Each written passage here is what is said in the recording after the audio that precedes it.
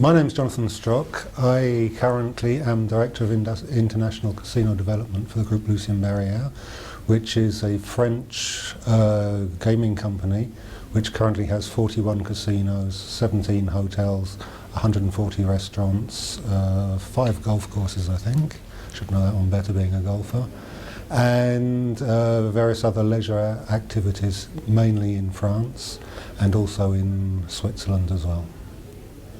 I've been in the gaming business for over 30 years. My current role is, as I mentioned, international casino development. Previously I'd been casino manager. I'd been running our online site, online casino, and also running the slots machines and the table gaming within the group. I've been in my current position now for only about 6 months, having just left our online gambling side, which I was running for about 5 years. And so this is fairly recent for me, this particular job. I've been actually I've been continuously within the same company for about 25 odd years in France. My company is Lucien Barrière, which is a French gaming company. We have 41 casinos, 17 hotels, many 5 stars, and we operate primarily in the European market. Primarily we have a leading market share revenue-wise in France, and we're the leading operator in Switzerland as well, and we're currently looking to diversify out of Europe. I think what we do, it's in our DNA to a certain extent, is the company started in 1912 in France, so we have over 100 years of history. We actually started off with an integrated resort.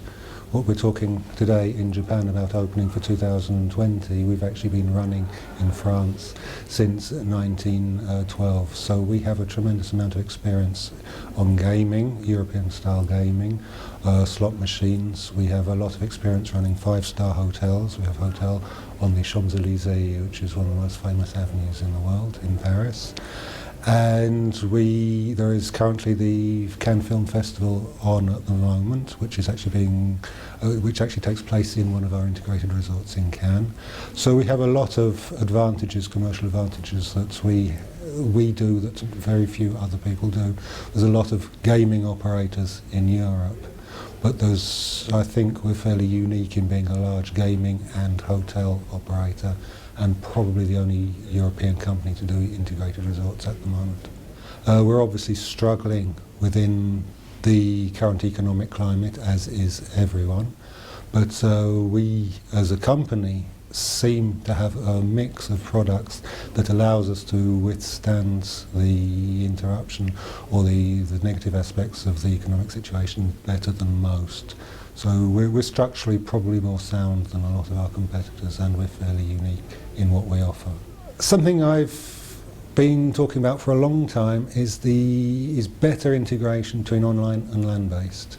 It's been talked about, it's never been done. There are now tablet-based slot machines that are just being tested in Europe at the moment. That's a very, very tentative start to combining the online and the offline spaces. I can see a future fairly close where you can be inside a casino playing poker on a table with someone who is connected on the internet, outside the property, perhaps even outside of the country. I think that's something that the industry is going to embrace as soon as the regulator allows it to. And there's a tremendous, tremendous potential inside the industry for that, as and when. The market challenges are always the economic situation, which drives the revenues directly. Competition as well. Competition is a good thing, but obviously not too much of it, please. Competition is great, but not in my backyard. I think that Asia is globally opening up. We can look forward to parts of South America hopefully opening up as well in the gaming sector.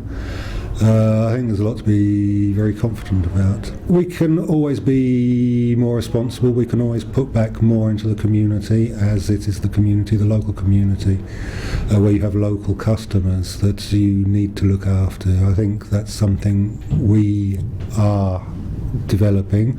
We're better at it than we were, but there probably is probably more we can do in that sense. And also to be a bit more environment aware, instead of just putting up concrete blocks and filling them with electrical machines consuming energy. There's something we need to do about that. That's a general economic problem. The use of energy obviously is far bigger than the simple gaming industry, but it's something we should be aware of. The issues that we find in our sector refer more or less to standard economic issues, economic crises, problems with confidence, consumer confidence, and competition, and the online taking away market share from the offline sector. Very much enjoyed being a casino manager. That was very fulfilling. I enjoyed running the slots for the group, for Lucien Barrière, where I was directly responsible for about 6,000 slot machines in 40 odd properties, and directly looking after the teams in all our sites and generating about 85% of company revenue and over 100% of company profit. That was fairly satisfying. But today I loved being online. That was very, very interesting. We created our own software from scratch. That was very, very interesting.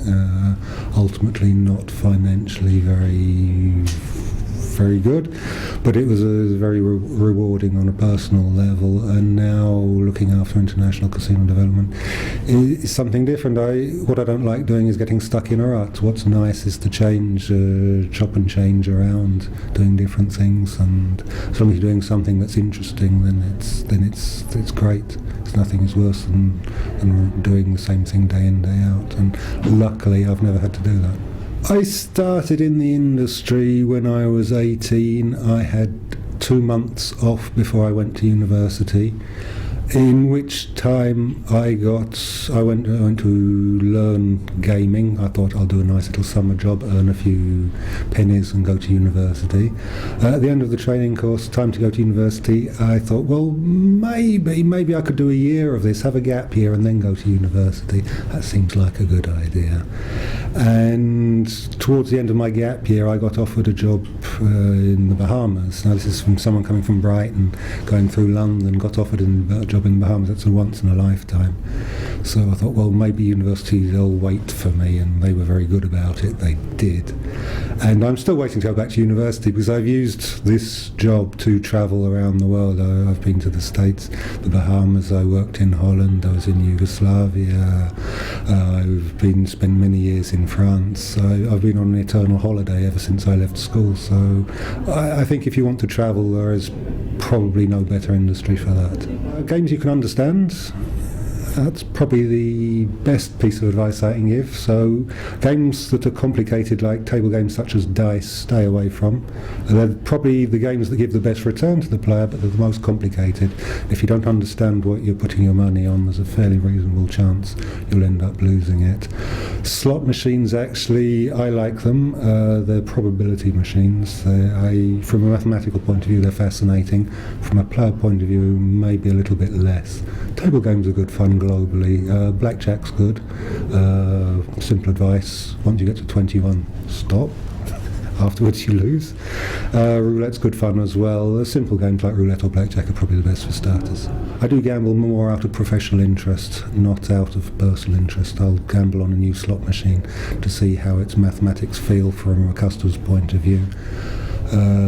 Today, to be honest, the only form of gambling I really do, other than for professional interest, is on the lottery.